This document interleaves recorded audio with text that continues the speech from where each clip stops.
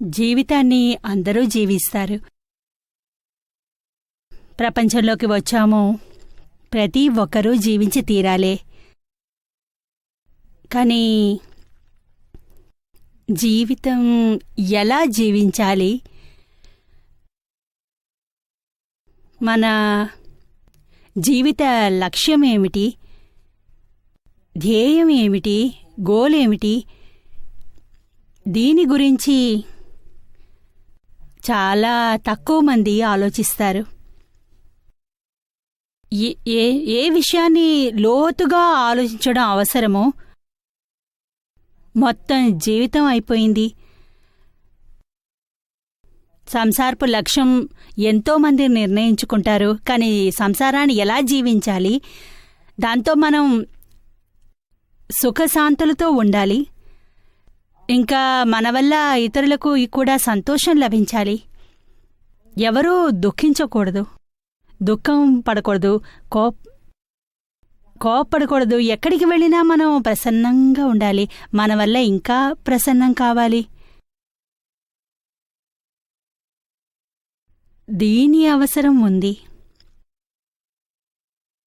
ఎప్పటి వరకు మన గురించి లోనుండి చింత ఉంటుందో, చింతలోనే ఉంటారో, చాలా టెన్షన్లో ఉంటారో, అప్పటి వరకు ఎక్కడికి వెళ్ళినా మనం మన దీన్నే తీసుకుని మనతో పాటు వెళ్తాము. మరి ఇతరులకు మనం ఏ విధంగా ప్రసన్నతనివ్వగలము? మనమే చింతలో మునిగి ఉంటే, టెన్షన్ నుండి, బాధ్యత నుండి ఉంటే ఇతరులకు ఏ విధంగా ముక్తినివ్వగలము? ఏ విధంగా వారిని ఆనందంలో, ప్రసన్నతలోకి తీసుకుని వెళ్ళగలము? మరి మనం దుఃఖంగా ఉంటే ఇతరులకు దుఃఖమే.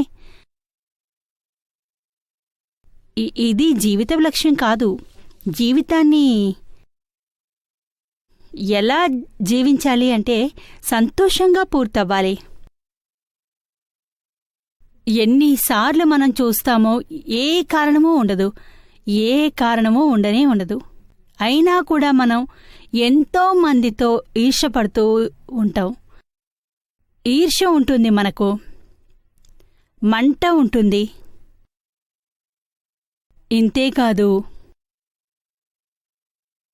ఎంత మందితో మనం కోపడతాము, మనం మానము, అపమానము మనది అవుతుంది. మనం ఎంత చేస్తామో, మనం కాస్త ఎక్కువగా ఇతరులతో ఉంటే మర్యాద గురించే మాట్లాడుకుంటాము. దీనివల్ల ఇతరులు కూడా మనల్ని అవమానిస్తారు. ఇలాంటి జీవితం ఎన్నిసార్లు అవుతుంది? ఎంత కాదన్నా రోజుకు 10 సార్లు అవుతుంది కనీసం. దీనివల్ల రోజంతా రాత్రి కూడా నిద్రపట్టదు. ఒకవేళ నన్ను ఎవరైనా అవమానిస్తే రాత్రి కూడా మొత్తం రాత్రంతా నిద్రరాదు. ఎందుకంటే మన వద్ద జవాబే లేదు.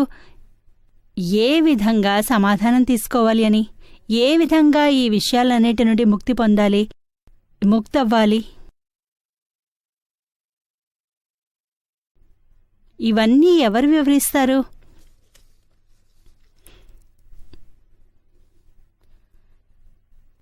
గృహస్థ జీవితంలోనే ఎన్నో ప్రశ్నలు ఎదురవుతాయి. దీనికి జవాబుండదు. జవాబులో లేకపోతే ఇంకా దుఃఖం ఉంటుంది. ఇంకోరిని కూడా దుఃఖితులుగా చేస్తాము.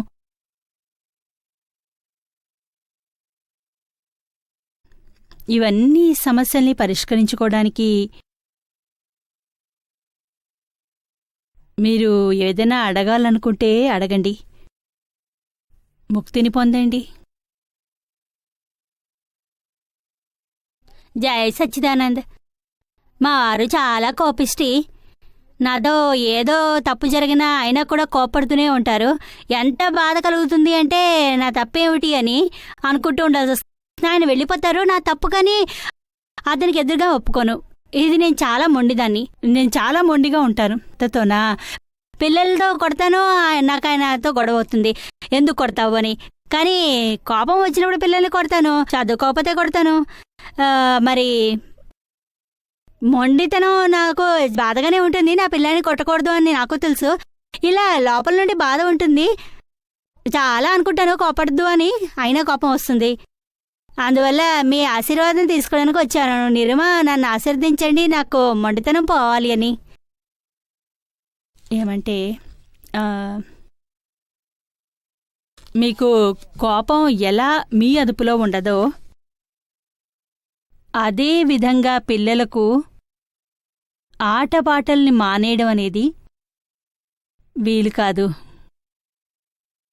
చదువుకోవాలి, కానీ అమాయకత్వం వల్ల దాని బాధ్యత వారికి తెలియదు. మీరు ఎంత ప్రేమగా వివరిస్తారో అప్పుడు వారికి దాని ప్రభావం ఎక్కువగా ఉంటుంది. కానీ కోప్పడితే, కొట్టి, తిట్టి, చెబితే, ఏదైనా చేయించాలనుకుంటే దానివల్ల చదవడం అది ఉండదు, కానీ బాగుపడ్డం కాదు, ఇంకా పాడైపోతారు. చూడు, మీ భర్తతో పాడవుతుందా? మరి పిల్లలు ఎలా ఉంటారు? పైగా చాలా వ్యతిరేకంగా తయారవుతారు పిల్లలు. పిల్లలకు వ్యతిరేకంగా అంటే పిల్లలు అలా అంటూనే ఉంటారు. మనం ఏం చేయాలన్నా మనం చేసుకుంటూ పోదాము. కాసేపు తిడుతుంది, కాసేపు కొడుతుంది, తిడుతుంది, అంతేగా మర్చిపోతుంది. మనం చేసేది చేయడమే, మాట్లాడిని. ఈ విధంగా వారు బాధ్యత లేకుండా అయిపోతారు. మాట వినరు, చెడిపోతారు. ఎంత మనం ఈ క్రోధాన్ని, మాయా, మోలోభం, రాగద్వేషాల నుండి మనం ముక్తి పొందితే మన జీవితాంతం చాలా చక్కగా బాగు చేసుకుంటే, అందరి నుండి వీటి నుండి ముక్తి పొంది వ్యవహారం చేయదలుచుకుంటే ఎంతో అందమైన, ఆదర్శవంతమైన వ్యవహారం అవుతుంది. ఇక మీ కోరిక పిల్లలు బాగా చదువుకోవాలి, అది కూడా సక్సెస్ఫుల్ అవుతుంది. మరి మీ ఆశీర్వాదం కావాలి నిరుమా. నేను జ్ఞానం తీసుకోలేదు, మీ నుండి జ్ఞానం పొందాలి. అన్నీ దొరుకుతాయి. ముందు ఇదే తెలుసుకో, జీవితం ఎలా జీవించాలి అన్నది. ఈ జ్ఞానాన్ని తెలుసుకో ముందు. దీని అవసరం ఉంది, తర్వాత మిగిలిన విషయాలన్నీను. ఎలాంటి జ్ఞానం కావాలంటే, ప్రపంచంలో ఎక్కడికి వెళ్ళినా, ఎలాంటి విపరీత పరిస్థితి ఎదురైనా మనం మాత్రం విచలితం కాకూడదు. లోనుండి మనం స్థిరంగా ఉండాలి, శాంతంగా ఉండాలి, ప్రసన్నంగా ఉండాలి. ఇతరులకు కూడా మనం ఇదే అందిస్తాము. ఇంతే కాదు, కానీ ఇతరులకు మన వద్ద నుండి కాస్త సుఖం లభించాలి. మనం ఎవరికీ దుఃఖాన్ని ఇవ్వకూడదు, సుఖాన్నే ఇవ్వాలి. కాదు అనడంలో ఏమీ లేదు, కానీ దుఃఖం మాత్రం ఇవ్వకూడదు. మన ఇంటి మనుషులు, మన భర్త, మన పిల్లలు, మన సొంత మనుషులు, వీరినే మనం కోపడ్డం వల్ల, గొడవపడడం వల్ల ఏం లాభం ఉంది? ఏమీ లేదు కదా. వీరితో ఇంకాస్త జాగ్రత్తగా చూసుకోవాలి, వీరికి ప్రేమ ఇవ్వాలి. పిల్లలు ఆశ్రితులు, తల్లిదండ్రులకు ఆశ్రితులు. పిల్లలు లేకుండా మీరు లేకుండా వాళ్ళు జీవించలేరు.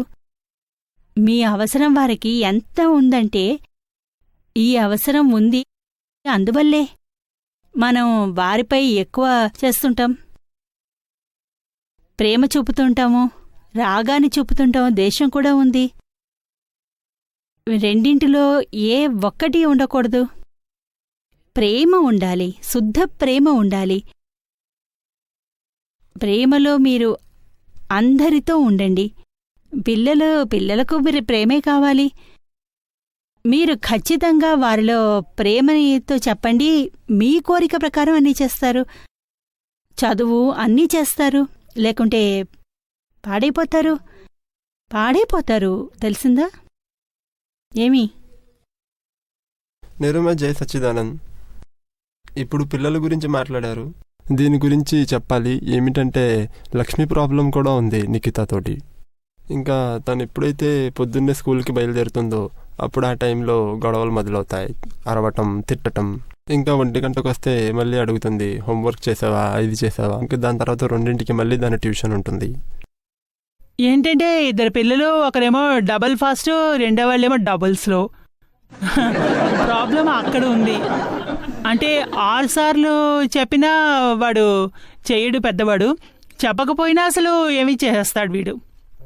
కానీ నిర్మ కోపం తెచ్చుకొని ఏంటి లాభం? తనకి 80% దొరుకుతున్నాయి. ఇంకా ఏం కావాలి దానికంటే? ఆమెకి 90-100 కావాలనుకుంటా. కానీ ఏమంటే వాళ్ళకి బుర్ర ఉంది, తెచ్చుకోవాలి కదా. అందుకే నేను చెప్తూ ఉంటాను. కానీ మీరు ప్రేమగా చెప్పండి, వివరించండి. ఎన్నిసార్లు? 5 సార్లు చేస్తాను ప్రేమగా, కానీ వచ్చేస్తుంది. మరి మానేసేయి. 3 సార్లు కంటే ఎక్కువ చెప్పకు. 3 సార్లు, ఇంకా అయితే 4 సార్లు. ఇంకా మీకు అనిపిస్తే వాళ్ళు వినరు అని అప్పుడు బ్రేక్ తీసుకో. మరి 1-2 గంటల తర్వాత చేస్తారు. చిన్న చెప్తుంది, నీకే చెప్తాను చూడు విను అని అక్కడ చెప్తుంది. నీ గురించే చెప్తోంది, నీ గురించే చూడు, కాస్త జాగ్రత్తగా విను అని చెప్తుంది. ఏదైనా మీ సొంత పిల్లలు, మీ అమ్మాయిలే కదా, మీ వాళ్లే కదా. కానీ అలా అనిపిస్తుందంటే, నాకు అలా అనిపిస్తుంది ఏమీ అనొద్దు అని, కానీ అయిపోతుంది. దానికోసం ఏదైనా ప్రాక్టీస్ చెయ్యాలి. రోజూ నిర్ణయించుకో, నేను ఏమీ అనకూడదు. ఏదైనా చెప్పాలన్నా ఎంత చిన్నది, ఇంకా ఏం తెలుసుకుంటుంది? పెద్దవాళ్ళు తెలుసుకోలేకపోతున్నారు, మీరు తెలుసుకోలేకపోతే ఆ అమ్మాయి ఏం తెలుసుకుంటుంది? తెలిసిందా? మీరు నిశ్చయించుకోవాలి. 3 సార్లు కంటే ఎక్కువ సార్లు చెప్పకూడదు. ఆమె వినకపోతే మీరు స్టాప్ చేయండి. తర్వాత అరగంట తర్వాత, గంట తర్వాత మళ్ళీ చెప్పండి. మీకు అనిపించట్లేదు నా మైండ్ అవుట్ అయిపోతోంది అని, కానీ లిమిట్ అయిపోతోంది అని? ఇంకోసారి చెప్పడానికి వెడితే కోపం వస్తుంది మీకు. 2-3 లెంపకాయలు కూడా కొట్టేస్తారు మీరు. కొట్టేప్పుడు కూడా ఇలాగే అది తప్పు అనే అంటుంది. కానీ చేతి దెబ్బల కంటే ఎక్కువ నిర్మ. ఇంకా దీని తర్వాత ఇంకా వాళ్ళిద్దరి వల్ల నాకు టెన్షన్ ఎక్కువ అయిపోతుంది. మీకు కూడా లెంపకాయ దొరుకుతుందా ఏంటి?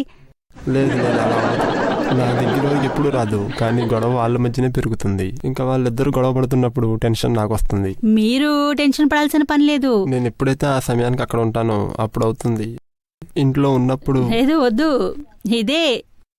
ఇదే ఇంట్లో భర్తకు వీక్నెస్, భర్తకున్న వీక్నెస్. మీరు హాయిగా కూర్చొని ఉండండి. ఏది జరుగుతుందో చూడండి. రోజూ అవుతూ ఉంటుంది కదా. దానికోసం మీరు టెన్షన్ తీసుకోవడం అనవసరం. తెలిసిందా? మీరు ఇద్దరూ మీ భార్యని, మీ పిల్లల్ని శాంతంగా ఉండమనండి. హాయిగా చూస్తూ ఉండండి ఎలా గొడవ పడుతున్నారు, ఎంతవరకు వెళ్తుంది. వారి లోపల ఉన్న భగవంతుణ్ణి ప్రార్థించాలి.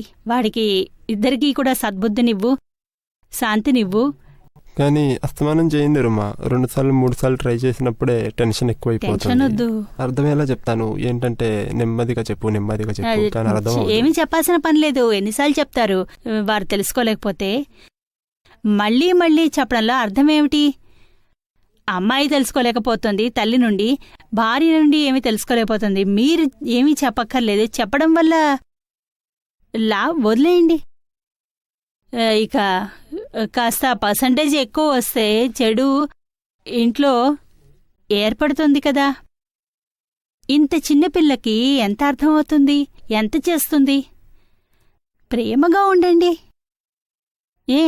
టెన్షన్ అవసరం లేదు. ఒకరికి ఆమెని తిట్టడం మానేస్తే, ప్రేమగా ఉంటే చాలా చాలా అభివృద్ధి చెందుతారు. చదువులో బాగా ముందుకు వెళ్తారు. మనం అమెరికాకు వెళ్ళినప్పుడు అమెరికాలో ఓ సోదరి మా దగ్గరకు వచ్చింది. మీలాగే ప్రశ్నించింది. కానీ కొడుకుకు, చాలా పెద్ద కొడుకు, సుమారు 16 ఏళ్లవాడు.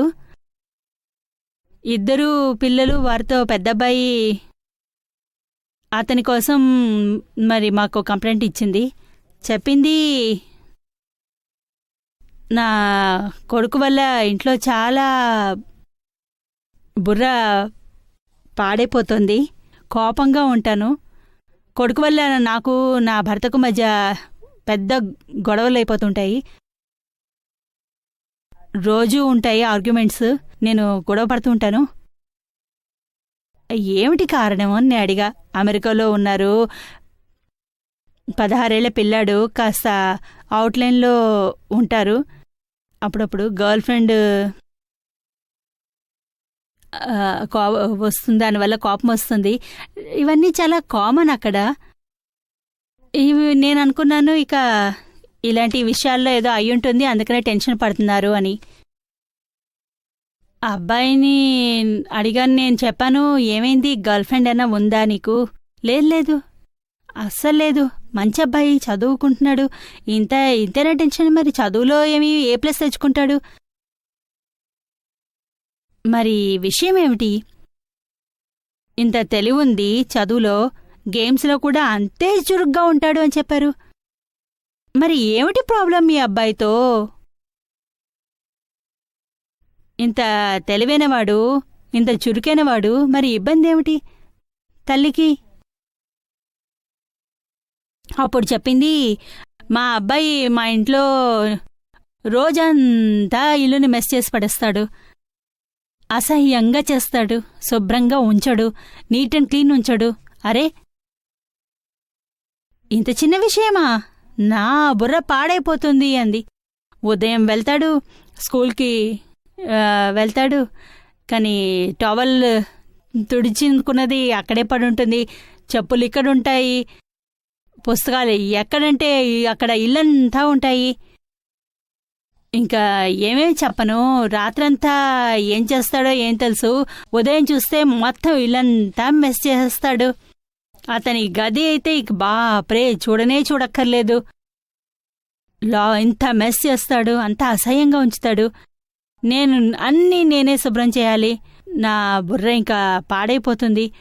ఇంత నేను చెప్పి చూశాను, కానీ 3:30కి ఇంటికి వస్తాడు కదా, అప్పుడు చూస్తా నేను వాణ్ణి ఇలా తిడతాను, అలా తిడతాను, రోజంతా ఇదే నడుస్తుంది. అందువల్ల నా బుర్ర కూడా అవుట్ అయిపోతుంది. ఇక భర్తకి ఏమి అనడు. భర్త చెప్పేది చూడు, ఎలా చేశాడో, ఏం చేశాడో, ఇలా అసహ్యంగా చేశాడో. ఎన్నిసార్లు అబ్బాయికి చెప్పాను, తిడతాను, కొడతాను, అయినా ఒప్పుకోడు. అతనిలో ఏమీ తేడా ఉండదు. 16 ఏళ్లవాడైపోయాడు. ఇప్పటికీ ఇంకా అలాగే ఉన్నాడు. నేను చెప్పాను, తల్లి మాట వినడు, తండ్రి మాట కూడా వినడా ఏమిటి? లేదు, అతని మాట చాలా చక్కగా వింటాడు, మొత్తం అన్నీ చేస్తాడు, ఎలా చెప్తే అలా చేస్తాడు, నా మాటే వినడు. అప్పుడు నేను చెప్పాను, అయినా నాకు తెలియట్లేదు, తండ్రి చెప్పింది వింటున్నాడు, తల్లి చెప్పిన మాట వినట్లేదు. దీని అర్థం ప్రాబ్లం ఎవరిలో ఉంది? మా ఇంట్లో కూడా అంతే, చిన్న పెద్ద ఉన్నారు. ఇలా చూడు, మరి ప్రాబ్లం మనదే, మనకి చెప్పడం రాదు. తండ్రి ఒక్కసారి చెబితే వెంటనే పరిగెత్తుకెళ్ళి చేస్తాడు.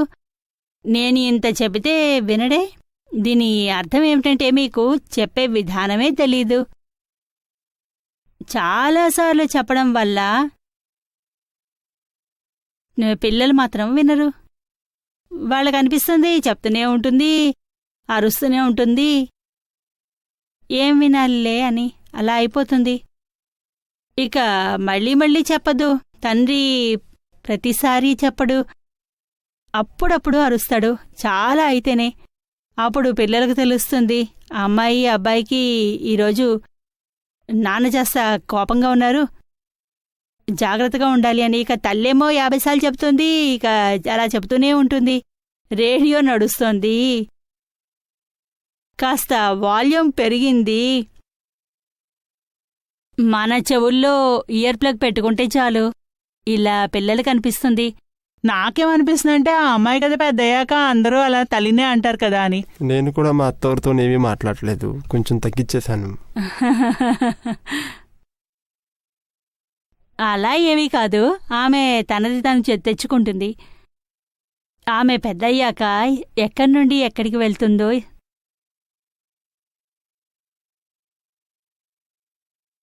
తెలిసిందా? దీన్ని ఇప్పటి నుండి చేయాల్సిన పనే ఉంది. ఆమె కాలంలో ఎక్కడి నుండి ఎక్కడికి అవుతుందో పెళ్లి చేసుకోదేమో. ఆ కాలంలో అలాంటి ఫ్యాషన్ వస్తుందేమో. పెళ్ళే చేసుకోవద్దని కాస్త కాస్త ఫ్యాషన్ మారుతూ ఉంటుంది. ఒక్కోసారి జుట్టు చిన్నదిగా ఉంటుంది, ఒక్కోసారి పెద్ద జుట్టు ఉంటుంది. ఒక్కోసారి చిన్న వయసులోనే పెళ్లి చేసే ఫ్యాషన్ ఉంటే ఒక్కోసారి 30 ఏళ్ళైనా కూడా పెళ్లి చేసే ఫ్యాషన్ వస్తుంది. ఒక్కోసారి బ్యాచిలర్గా ఉండే ఫ్యాషన్ ఉంటుంది. ఏంటి, కాలాన్ని బట్టి ఏం చేయగలం? ఏ ఫ్యాషన్ ఉంటే అలాగే ఉండాలి చదువుకున్న వారికి. దీని గురించి ఇప్పటి నుంచి చింతించడం అవసరమే లేదు. మన ప్రేమగా ఉండి సంస్కారం ఇస్తే చాలు.